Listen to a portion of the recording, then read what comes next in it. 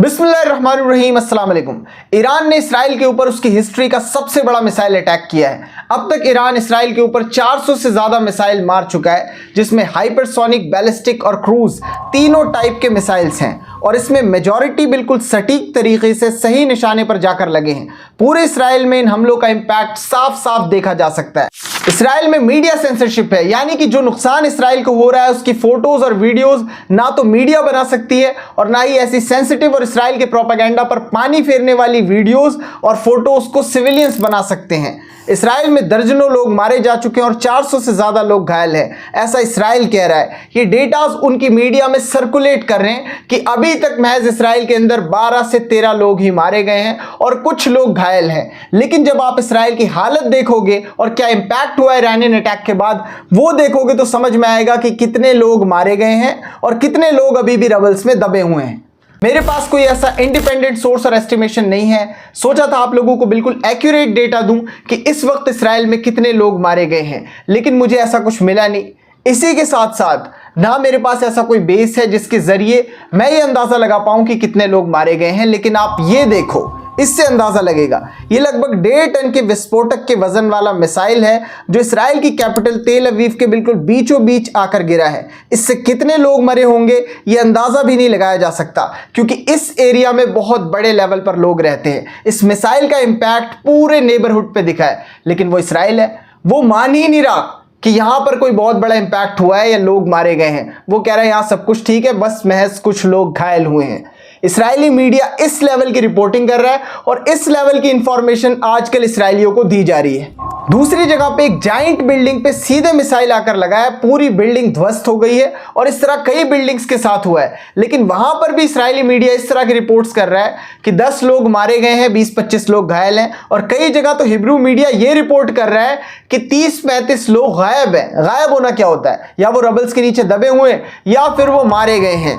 ये नेबरहुड देखो, कोई भी बिल्डिंग बची हुई नहीं है, हर बिल्डिंग अंदर तक डैमेज हो चुकी है। यहां भी बहुत लोग रहते थे, इसराइल की फौज यहां है, रेस्क्यू टीम्स यहां हैं, लेकिन आम लोग नहीं है। जाहिर सी बात है बचे हुए लोग भाग गए होंगे, लेकिन ज्यादातर लोग मारे गए होंगे। पर इसराइल की मीडिया का कहना है कि यहां पर भी सब कुछ ठीक है, ज्यादा लोग नहीं मरे, बस 1-2 लोग मरे होंगे, बाकी लोग घायल होंगे। बाकी सारे लोगों को नेतन्याहू और बेन गवीर ने आकर खुद बचा लिया होगा। एक बार आप इन मिसाइल्स को देखो, ज्यादातर नीचे अपने टारगेट्स पर जाकर पड़ रहे हैं या पड़ने वाले हैं, जिन्हें मिलिट्री बेसिस, एयर बेसिस और गवर्नमेंट बिल्डिंग्स को टारगेट करने के लिए ईरान ने भेजा है। यहां पर भी बहुत बड़े लेवल पर सिविलियंस रहते हैं। क्यों रहते हैं वो मैं आगे आपको बताने वाला हूं। लेकिन इसराइल का अपना एक हिसाब किताब है। उसका मानना है कि यहां पर भी लोगों को नुकसान नहीं पहुंचा है, शायद थोड़ा बहुत नुकसान हुआ होगा, कुछ लोग घायल होंगे, 1-2 लोगों के हाथ पैर टूट गए होंगे, बस इतना ही हुआ है। हैफा की ऑयल रिफाइनरी को ईरान ने टारगेट किया था, वो भी बुरी तरह डैमेज हो गई है। वहां पर भी बहुत सारी फैसिलिटीज को बंद करना पड़ गया है। कारिश से लेकर लेवातन तक जो गैस सप्लाई जाती थी उसे भी रोकना पड़ा है। पूरे इसराइल के अंदर आप मिसाइल अटैक्स देख सकते हैं, वो चारों तरफ हर जगह हो रहे हैं। आप उन्हें यहां पर भी देख सकते हैं। उसके बाद हालत क्या हो रही है वो भी सब देख सकते हैं। कुल मिलाकर इन हमलों के बाद इसराइल की हालत कुछ ऐसी हो गई है।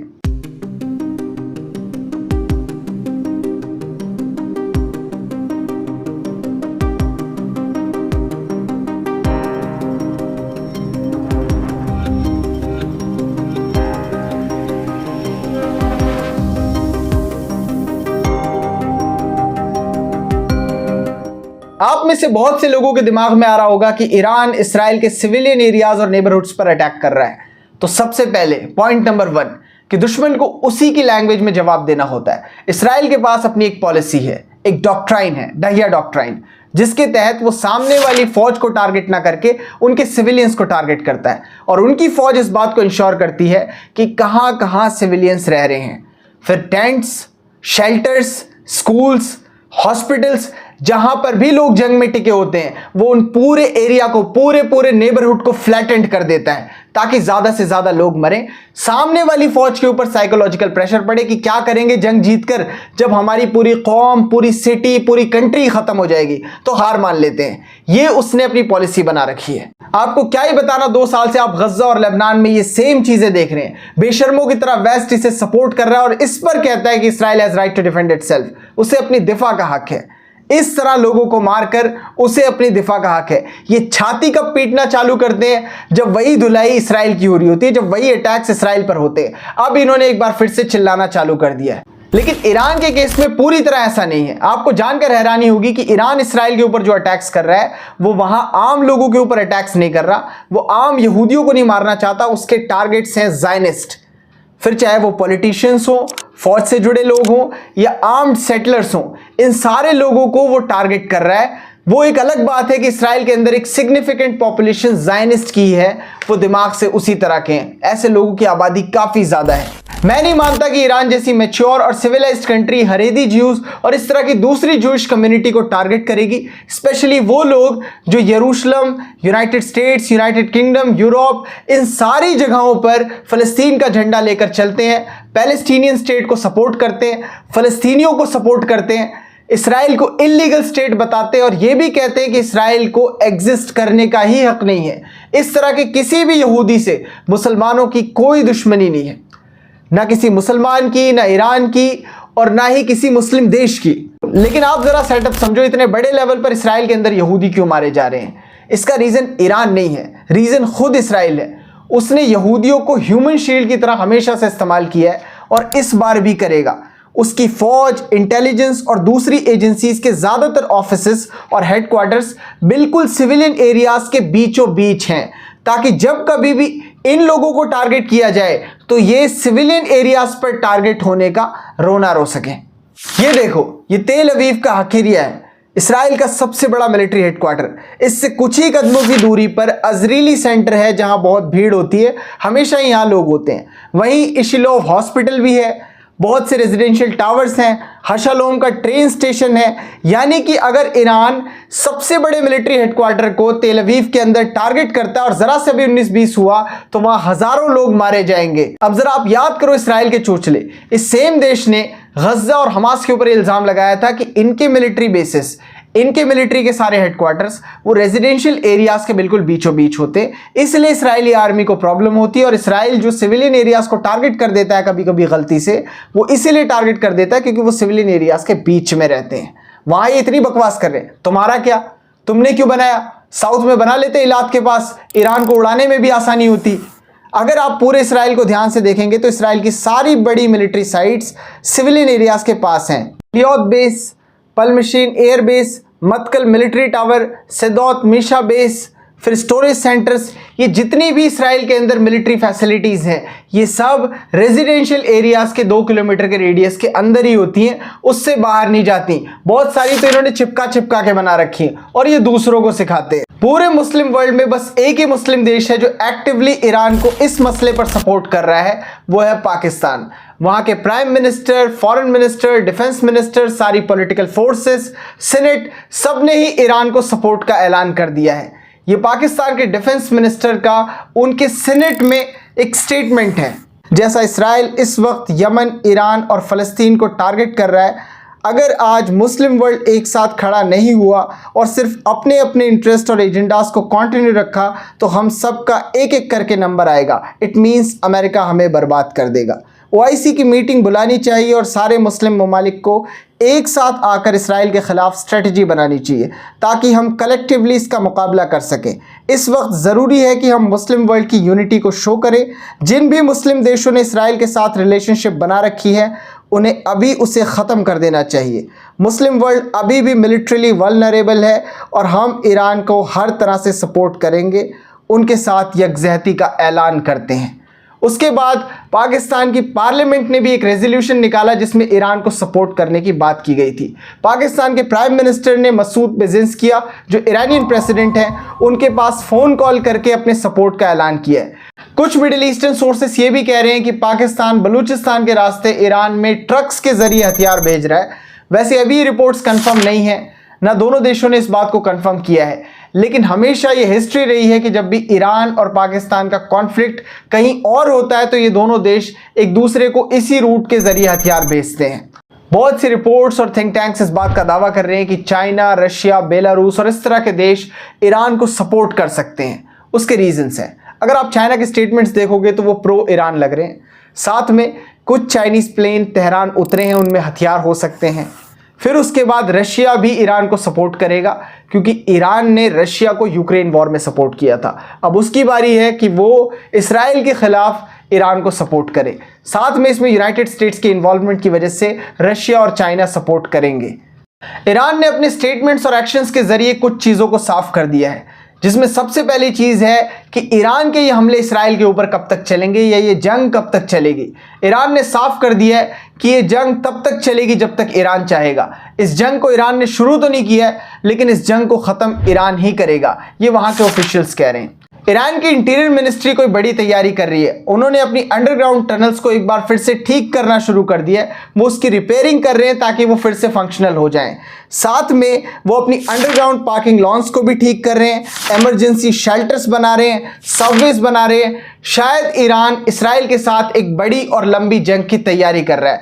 वैसे अगर उसे सिर्फ इसराइल से लड़ना हो तो उसे ये सब करने की कोई ज़रूरत नहीं है। उसके पास इतनी फायर पावर है कि वो इसराइल को फ्लैटेंड कर सकता है, ये अमेरिकन एक्सपर्ट्स कहते हैं। लेकिन वो तैयारी कर रहा है यूनाइटेड स्टेट्स के साथ किसी जंग की, और इसीलिए वो अपनी फायर पावर बचा भी रहा है। एक हिसाब उसने अभी तक इसराइल का वो हाल नहीं किया जो वो कर सकता है, क्योंकि उसे एक डर है कि अगर यूनाइटेड स्टेट्स आ जाएगा तो इनके मिलिट्री बेसिस के लिए भी तैयारी करनी रहेगी और इनके मिलिट्री बेसिस को भी टारगेट करना रहेगा।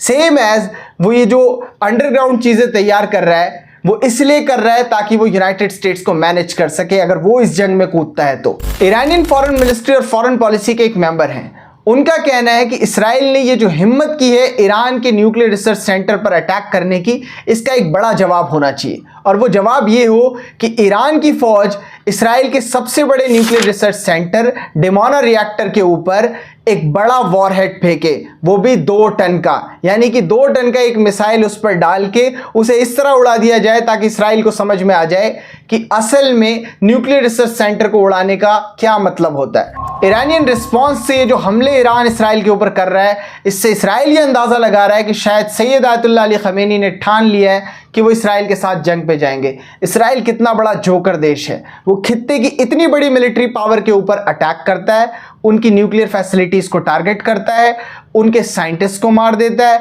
उनके टॉप मिलिट्री जनरल्स को मार देता है। उसके बाद ये मासूम बनता है कि खित्ते की इतनी बड़ी मिलिट्री पावर कोई रिएक्शन ना दे, ये जंग पे जाएं तो इनके लिए अचंभे की बात हो जाएगी। इतने ज़्यादा मासूम है ये इतने मासूम है कि इन्हें जीने का ही हक नहीं होना चाहिए। इसे फौरन ऊपर भेजो। ये एक एक्ट ऑफ वॉर है, ईरान को पता है वो क्या कर रहा है और उसे ये भी पता है आगे क्या करना है। ईरान पर इसराइल की स्ट्राइक्स ढीली पड़ गई हैं, ये पहले दिन जैसी नहीं है, उसकी इंटेंसिटी काफ़ी कम हो गई है। और इसका रीज़न है क्योंकि यूनाइटेड स्टेट्स जो इसराइल का पॉलिटिकल फादर है, असल में ये हमला उसने करवाया था इसराइल से। तो अब यूनाइटेड स्टेट्स को ये पता है कि जो कोशिश उसने की थी ईरान के ऊपर न्यूक्लियर डील करने के लिए प्रेशर बनाने की, वो काम नहीं आई है। ईरान ने तो उल्टा इसराइल की धुलाई करना चालू कर दिया है। तो इसलिए अब वो कह रहा है कि तुम रुक जाओ, इतने बड़े लेवल पर स्ट्राइक मत करो जिससे मैं भी इस जंग के अंदर आ जाऊं, क्योंकि अगर यूनाइटेड स्टेट्स इस कॉन्फ्लिक्ट में आता है तो इस बार उसकी फौज का ईरान बहुत बुरा हाल करेगा। अब वो इतनी स्ट्राइक्स अलाउ ही नहीं कर रहा। इससे पहले आपको ट्रंप की बकबक याद होगी। ट्रंप ने सारी जिम्मेदारी ले ली थी अपने ऊपर और ये कहा था कि अगर यूनाइटेड स्टेट्स की बात ईरान नहीं मानता, न्यूक्लियर डील नहीं करता, तो उसके ऊपर और बड़े अटैक्स होंगे। साथ में ट्रंप ने इंटरव्यूज में, मीडिया ब्रीफिंग्स में, अपने ट्रूथ सोशल में जितने पोस्ट किए थे उन सब में ईरान को धमकी दी थी। लेकिन अब उनके बोल बदल गए हैं जब उन्होंने देखा कि इसराइल की क्या हालत कर रहा है ईरान। तो उन्होंने क्या कहा, वो कह रहे हैं कि हमारा तुम्हारे ऊपर हुए हमले से कोई लेना देना नहीं है, वो इसराइल ने यूनिलेटरली किया था, तो हमारी फौज जो मिडिल ईस्ट में मौजूद है उस पर हमला मत करना वरना कॉन्फ्लिक्ट बढ़ जाएगा। इसराइल बार बार यूनाइटेड स्टेट्स से कह रहा है कि वो आकर इस जंग को ज्वाइन करे, इसराइल की मदद करे और ईरान को ख़त्म करे, ईरान की न्यूक्लियर फैसिलिटीज़ को ख़त्म करे। लेकिन यूनाइटेड स्टेट्स ने इस जंग को ज्वाइन करने से मना कर दिया है, क्योंकि इस वक्त तक तो उसे अपनी फ़ौज की बहुत ज़्यादा फिक्र है जो मिडिल ईस्ट में टिकी हुई है। लेकिन बाद में अगर यूनाइटेड स्टेट्स को नशा चढ़ेगा तो इस बार नहीं लग रहा कि ईरान किसी के लिए रुकेगा। इसी के साथ साथ ईरान के फॉरेन मिनिस्टर ने यह कहा है कि हमारे पास पूरा एविडेंस है कि यूनाइटेड स्टेट्स के जो मिलिट्री बेसिस है मिडिल ईस्ट के अंदर वो पूरी तरह इन्वॉल्व थे जो पहले दिन ईरान के ऊपर अटैक हुआ है इसराइल का। इसीलिए हम नहीं चाहते कि ये कॉन्फ्लिक्ट बढ़े। यूनाइटेड स्टेट्स को ज़्यादा बकबक नहीं करनी चाहिए, यूनाइटेड स्टेट्स को इस कॉन्फ्लिक्ट को नहीं बढ़ाना चाहिए। हम इस कॉन्फ्लिक्ट को नहीं बढ़ाना चाहते जब तक हमें फोर्स नहीं किया जाता कि इस कॉन्फ्लिक्ट को बढ़ा दें। अभी इस टॉपिक में बस इतना ही था। आगे जो भी डेवलपमेंट्स होंगी, जो नई चीजें आएंगी, उस पर हम बात करते रहेंगे। इस वीडियो में बस इतना था। वीडियोस को शेयर करें। Thank you so much for joining us.